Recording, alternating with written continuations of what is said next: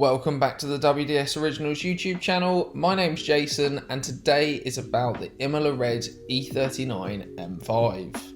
Now as you can see, we bought this car in a pretty sorry state and did a huge restoration on this car and spent many hours bringing this car back to its former glory. Along with the restoration, we also added some additional upgrades. We also spent hours in the engine bay, but you may ask why? Why spend so much money on such an old car? Well, those of you who know me well will know that I have been an E39 fanboy since day one. As you know, I've owned multiple E39 M5s and various 530 diesels as dailies. So to say an E39 isn't one of my favourite BMWs would be very much a misunderstanding.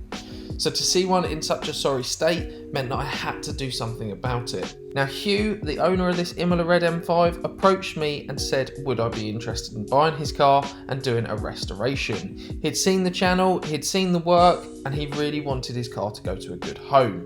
So as you can see, we're back in the workshop and giving you a quick little walk around just how bad this M5 was. Now sadly, Hugh had a medical condition which meant he could no longer look after the car as well as he used to. Now the stack of paperwork that this car came with just showed how much he really did care. Couple that with his enthusiasm to see this car get restored, really did make for this car to be something special. Now before we get involved in today's build, I just want to go over some statistics. Less than a third of you that watch this channel actually subscribe, and I don't think you quite realise how much it helps the channel grow and will enable us to continue doing builds just like this into the near future. Now that you guys are obviously subscribed, it's time to get into today's build. Now the first thing to address was that god-awful paintwork. Now I did ask the body shop to take various photos and videos along the way, but unfortunately I feel like that message may have been lost in transit. So here's some photos that I had on my phone, and as soon as we got that car back, we then took it straight over to Danny's to do a clutch. As Danny's ramp goes a lot higher than mine, it gave us much more accessibility. After fitting that new clutch, it was time to put it to the test.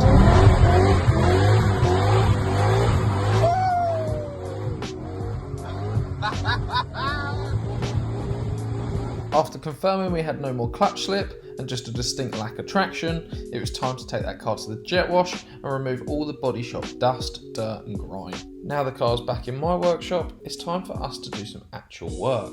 Now I started with the easy jobs like fitting the new M5 badges, and then looked at doing some of the bigger jobs like fitting the coilovers and doing the full service. Now we started with a set of brand new BC Racing coilovers. As you can see here, we're unboxing. In that box you'll find your warranty card and your instructions. You'll also find a set of coilover spanners which are engraved with the BC Racing logo, and of course your coilovers.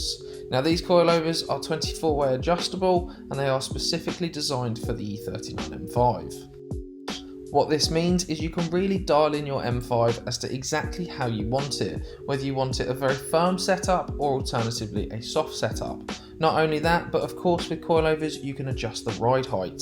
Now for us, that was the main selling point, as we're not going to be using this M5 on track, we're not too fussed by how firm it is. However, the one thing we did want to do was lower the car. After adding some grease and setting these coilovers up, it was time to install them on the car. Now despite BC coilovers being generally very easy to fit, the E39 M5 made this quite difficult. We actually had to remove a few arms and also replace some worn bushes. With the rears now complete, it was time to focus on the fronts. Again, we applied some grease to the coilover body as it simply stops them from seizing in the future. After doing some preventative maintenance and fitting the coilover, you could start to see this M5 taking shape. As you can see here, we've got a big brake kit and the BC coilovers fitted, and now we're going to apply the spacer and put on our freshly refurbished wheels. All our wheels are refurbished by a fella called Matt who owns a company called Mad Alloys. If you do want to use Mad Alloys, all their prices are listed on the website. Now having spoken to Matt, if you come from us and quote the words WDS Originals, he will also look after you on price. Now prior to getting into some mechanical jobs, it was time to tidy up this interior. We fitted a new head unit and also refreshed the steering wheel with a facelift retrimmed wheel.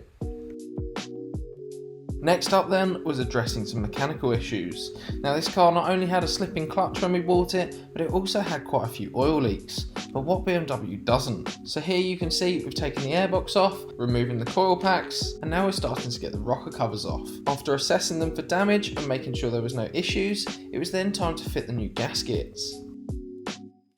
We also fitted a new crankshaft position sensor, as this car was a little bit sluggish to start when hot. After changing the sensor and checking various other things, it was time to rebuild the top of this engine.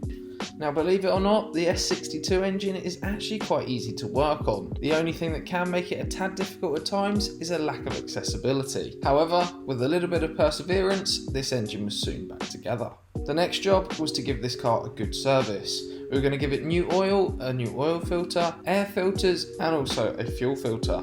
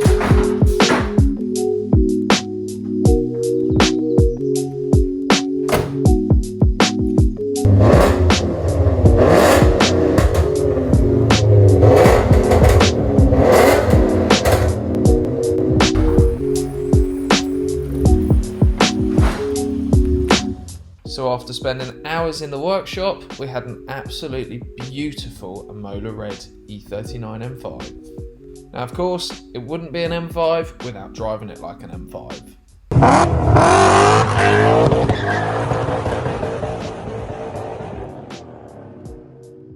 I hope you guys have enjoyed today's video, and of course if you have, please don't forget to hit that subscribe button, and if there is anything else you want to see, don't forget to drop a comment below. For now then, I just want to say thanks for watching, and I look forward to seeing you on the next one.